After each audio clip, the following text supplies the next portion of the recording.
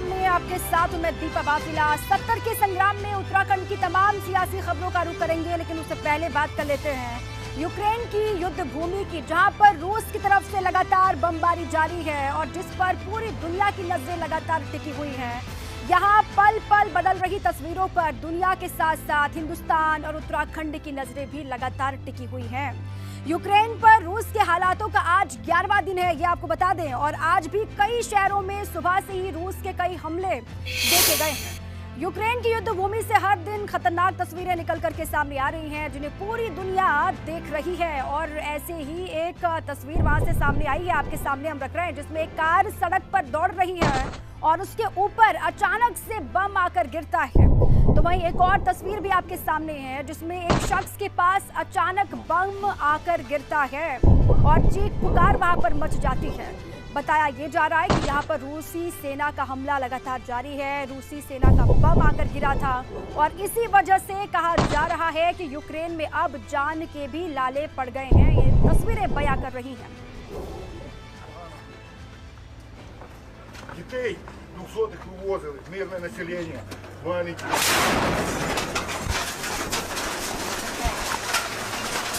तस्वीर हम वहां से आपको दिखा रहे हैं। देखिए जो तस्वीर वहां से निकल करके सामने आ रही है, सोशल मीडिया पर ऐसे ही तमाम जो वीडियोस हैं उनकी भरमार है और हर एक तस्वीर में रूह कपा देने वाले दृश्य हैं। ये देखिए यहाँ पर किस तरीके से लगातार रूस हमले कर रहा है, अलग अलग शहर यूक्रेन के जो इस वक्त हमले की जद में हैं। और आज जानकारी ये मिली कि सुबह से लेकर के अभी तक कई शहरों को रूस ने निशाना बनाया, कई जगहों पर एक के बाद एक कई धमाके किए गए हैं, कई बमबारी हुई है। अब सोचिए कि इन परिस्थितियों में यूक्रेन के जो लोग हैं वो किस तरीके से गुजर बसर कर रहे होंगे, किस तरीके से वहाँ पर रह रहे होंगे। और जो हिंदुस्तानी वहाँ पर फंसे हुए हैं, सबसे बड़ी चिंता इस वक्त हिंदुस्तान की उन्हीं को लेकर है।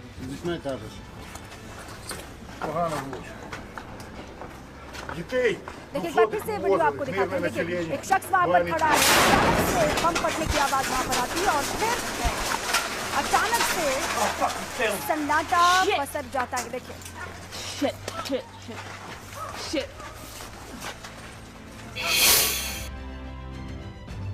सोशल मीडिया पर ऐसी तमाम वीडियोस हैं जिनको देखने के बाद आप भी हैरान रह जाएंगे। यूक्रेन में आजकल सबसे ज्यादा आवाज बम गिरने और फायरिंग की आ रही है।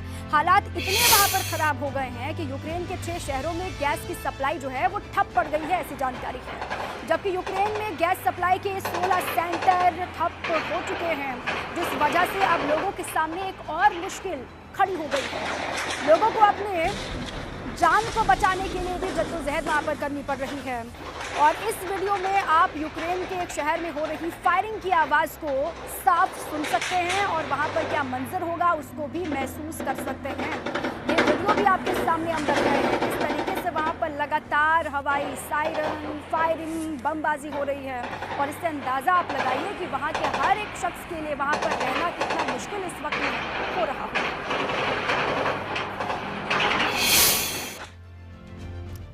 और देखिए यूक्रेन पर रूस के हमले लगातार जारी हैं। यूक्रेन में अब खाने पीने के चीज़ों के अलावा पानी का संकट भी गहरा गया है।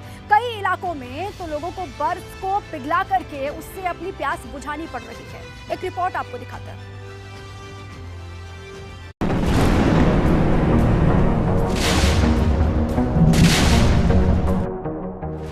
यूक्रेन में हो रही तबाही को पूरी दुनिया देख रही है। रूस की तोपों के गोले जहां जहां पर गिर रहे हैं, वहां तबाही का मंजर है।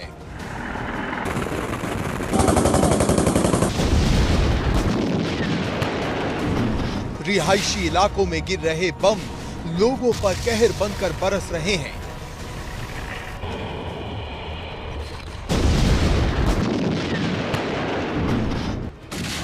रूस की बमबारी से सिर्फ यूक्रेन की तबाही नहीं हो रही, इससे वो भारतीय छात्र भी परेशान हैं जो यूक्रेन में पढ़ाई करने गए हैं। यूक्रेन में पानी का संकट गहरा गया है, जिससे कुछ छात्राओं ने वीडियो बनाकर साझा किया। हम अब क्या करें, नेक्स्ट पॉइंट क्या करें, हमें कुछ समझ नहीं आ रहा। पता नहीं आज हम जिएंगे या फिर कल नहीं जी पाएंगे। हम लोग हम लोग यहाँ क्या करेंगे? अभी तक हम लोग के लिए कोई एक्शंस नहीं लिया गया। यहाँ से एक भी बच्चे को अभी तक रेस्क्यू नहीं किया गया। हम बहुत सारे स्टूडेंट्स यहाँ पे फंसे हुए हैं। मोर देन 400 स्टूडेंट्स हैं हम यहाँ पे। हालात ऐसे हो गए हैं, अब बर्फ को पिघलाकर पानी बनाया जा रहा है और उससे ही प्यास बुझानी पड़ रही है। For us and our health, and this is not even drinking water. Ukraine में फंसे भारतीय छात्र छात्राएं वहां के हालात बयां कर रहे हैं और वतन वापसी की गुहार लगा रहे हैं।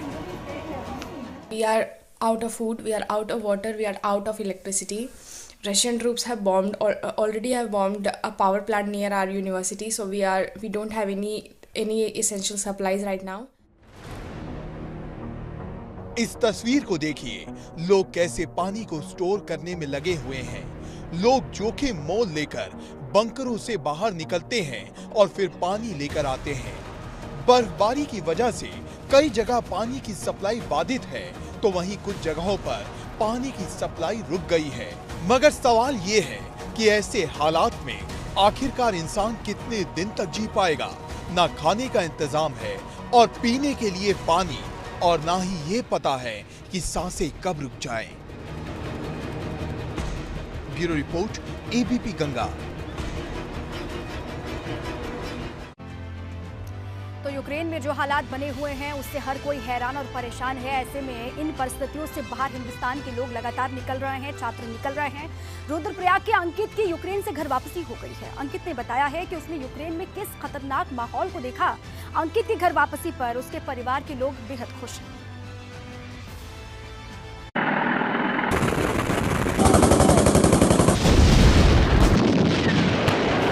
बहुत ही ज़्यादा हालत ख़राब हो गई थी। मेन ये था कि बस किसी तरीके से एक बार घर पहुंच जाएं, घर वालों के पास ले जाएं। घर आके सर अभी बहुत अच्छा लग रहा है जब फैमिली वालों के पास आ गए, मम्मी पापा के पास, तब इससे ज़्यादा खुशी की थी।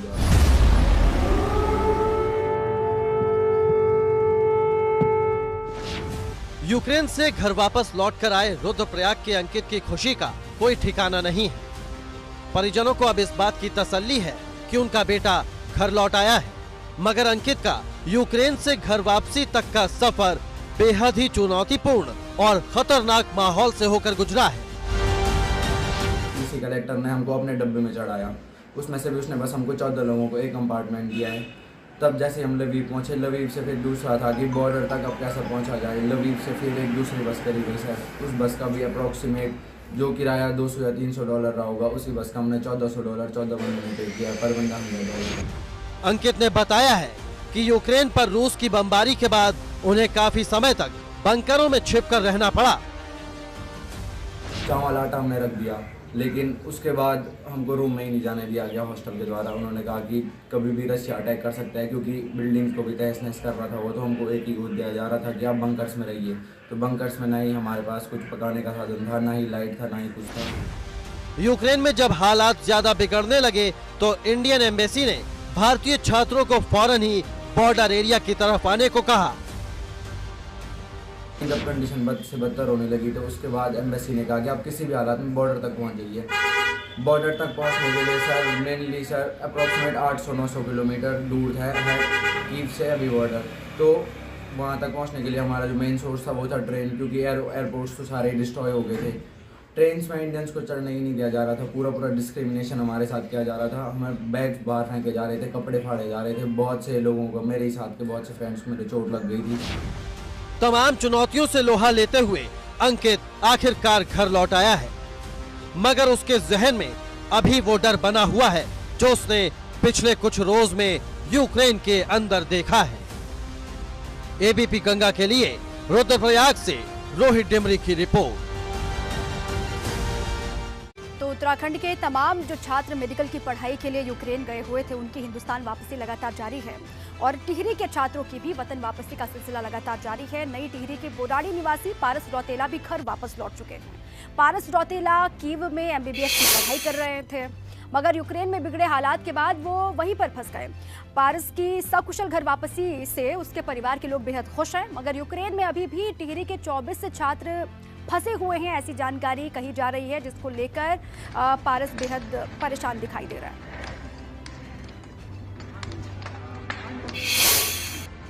बीच में बहुत सारी चेक पोस्ट थे। चेक पोस्ट के आसपास भी काफ़ी जगह थी जहाँ पे थोड़ा बहुत डिस्ट्रक्शन दिख रहा था कि यहाँ पे वो बिल्डिंग्स वगैरह थोड़ी बहुत दिख रही थी कि यहाँ पे अटैक्स हुए हैं, ये हुआ।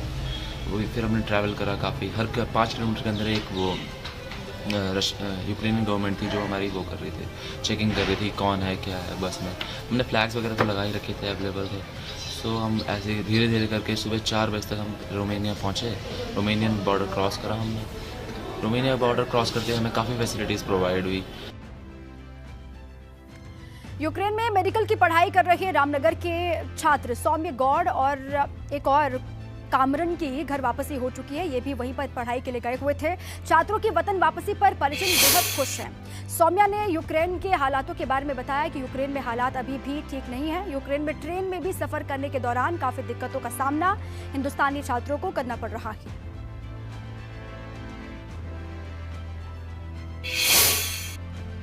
आगे बढ़ते हैं, उत्तराखंड की सियासी खबरों का रुख करते हैं। कांग्रेस पोस्टल बैलेट को लेकर सवाल लगातार उठा रही है, तो वहीं प्रशासन काउंटिंग की तैयारियों में लगातार जुटा हुआ है। पिथौरागढ़ में भी काउंटिंग की तैयारी अपने अंतिम चरण में है। हर विधानसभा में 14 टेबल लगाए गए हैं। जीजीआईसी में 288 कर्मचारियों को काउंटिंग के लिए ट्रेनिंग दी गई और इसमें 68 मतगणना सुपरवाइजर, 72 काउंटिंग सहायक, 88 माइक्रो ऑब्जर्वर शामिल हैं। मतगणना कर्मचारियों को 10 मार्च की सुबह 6 बजे मतगणना स्थल पर उपस्थित होना होगा किसी भी हाल में, और किसी भी कर्मचारी को मतगणना स्थल पर मोबाइल ले जाने की परमिशन नहीं होगी।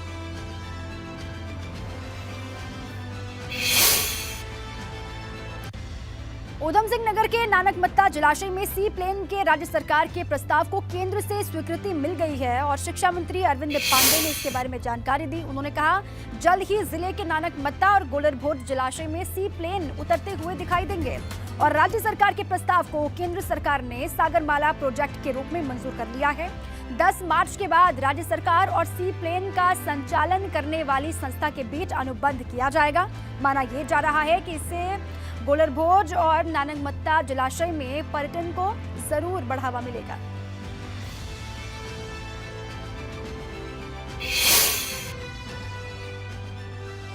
उत्तराखंड पर्यटन के क्षेत्र में एक बड़ा कदम उठाने जा रहा है। हमारे साथ मौजूद है सूबे के शिक्षा मंत्री अरविंद पांडे जो काशीपुर पहुंचे हैं। बात करें सर, सी प्लेन उतरने जा रहा है उत्तराखंड में, क्या कह रहे हैं? मैं शिक्षा मंत्री होने के नाते उधम सिंह नगर जिले का वासी हूँ, यहीं से विधायक हूँ।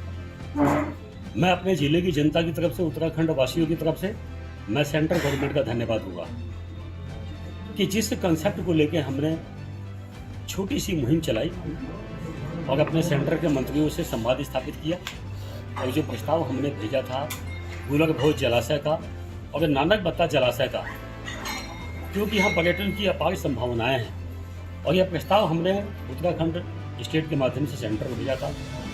मैं सेंट्रल गवर्नमेंट का, मोदी जी का धन्यवाद देना चाहूँगा कि उन्होंने हमारे प्रस्ताव को स्वीकृति दे दी है और अब गोलरभोज जलाशय में और नानकमत्ता जलाशय में इन दोनों जगह सी प्लेन उतरेगा। उधम सिंह नगर जिले के लिए एक बहुत बड़ा बधाई का ये संदेश है। मैं अपनी जनता की तरफ से मैं सेंट्रल गवर्नमेंट का धन्यवाद करता। सर बात करें तो क्या रूट रहने वाला है इसका और ये कब तक शुरुआत हो जाएगी? सेंटर ने स्वीकृति दे दी है और जिस संस्था को यह कार्य दिया गया है उस संस्था का और उत्तराखंड गवर्नमेंट का बहुत जल्दी अनुबंध हो जाएगा और उस अनुबंध होने के पश्चात सारे नियम शर्तें आप लोगों को जानकारी में दे दी जाएगी। तो ये थे हमारे संग सूबे के शिक्षा मंत्री अरविंद पांडे जी, जिनका साफ कहना है कि बहुत जल्द उत्तराखंड के इन 2 जलाशयों में सी प्लेन उतरने वाला है। एबीपी गंगा के लिए काशीपुर से विकास गुप्ता। तो सी प्लेन उतारने के प्रोजेक्ट को लेकर शिक्षा मंत्री अरविंद पांडे को आपने सुना, उन्होंने विस्तार से जानकारी दी है और उन्होंने ये बहुत बड़ी उपलब्धि अपनी सरकार की बताई है कि इस योजना को स्वीकृति केंद्र सरकार से मिल गई है। अब चलिए आगे बढ़ते हैं। खबर देहरादून से है, जहां पर नकली करेंसी बरामद की गई है और नकली करेंसी के साथ में 2 लोगों को गिरफ्तार भी किया गया है। इनसे लगातार इस बरामद करेंसी के बारे में पूछताछ होगी और पूछताछ में जो भी हाथ लगेगा, जो मिलेगा, उसके बाद फिर आगे बढ़ा जाएगा।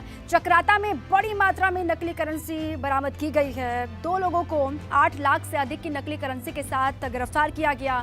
इनके पास से 2000 और 500 के नोट बरामद किए गए हैं। आरोपियों ने पुलिस पूछताछ में ये बताया है कि वो दुकानदारों को नकली नोटों को असली बता करके ठगी का अपना ये धंधा चला रहे थे। वो अभियुक्तों को पकड़ा था जिनके के पास 2000 के नकली नोट बरामद काफ़ी संख्या में हुए हैं। तो इसके बारे में हमारे द्वारा अभी सूचना संकलन भी किया गया है और विभिन्न एजेंसीज को भी इसकी जानकारी दे दी गई है, क्योंकि मामला जो करेंसी, फेक करेंसी से रिलेटेड जितने भी मामले होते हैं वो कहीं ना कहीं नेशनल सिक्योरिटी से भी जुड़े हुए होते हैं। तो इसकी सूचना हमारे द्वारा लोकल आईबी को भी दी जा रही है और जो भी कंसर्न एजेंसीज हैं उनको बताया जा रहा है।